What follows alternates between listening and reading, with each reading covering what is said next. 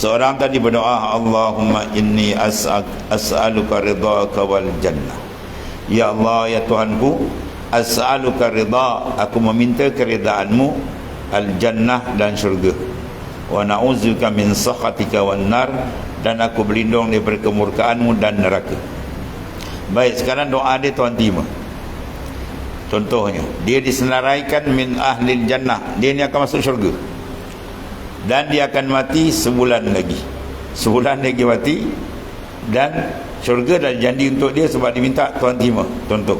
Tapi keadaan dia belum layak tu, sebulan lagi nak mati dengan dosa dia, langit bumi ya, dosa dia terlampau banyak, sedangkan bercanggah dengan janji Allah, innahu may ya'ti rabba mujriman fali annahu jahannam.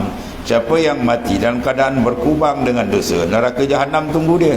Sekarang orang ni nak masuk syurga, tapi dosa dia terlampau banyak, maka Tuhan kerja dia Tuhan kerja dia, Tuhan kena dia sakit itu, sakit ini, masalah tu, Tuhan apa tu ya.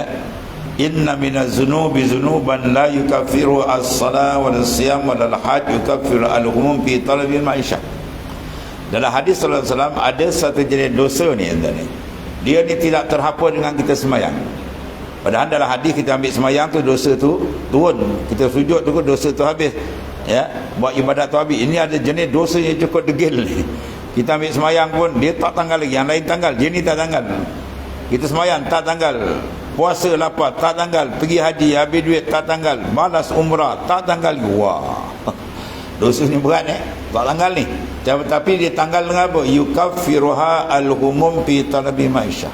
Dia tanggal, dia bersih dengan sebab orang ni susah dalam mencari rezeki. Itu pula tuan bagi istilah Melayu kita apa? Kais pagi makan pagi, kais petang makan petang. Sukar, tapi dia sabar, dia taat. Segala dosa dia habis Tuhan ampun.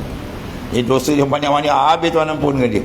Elok dia sampai ajal dia nak sampai ya, dosa dia pun cantik dah, habis bersih, maka Tuhan ambil dia, maka sesuailah jadi ahli jannah, ahli syurga. Itu maknanya Allah Ta'ala punya apa? Dia set benda dah cantik ya.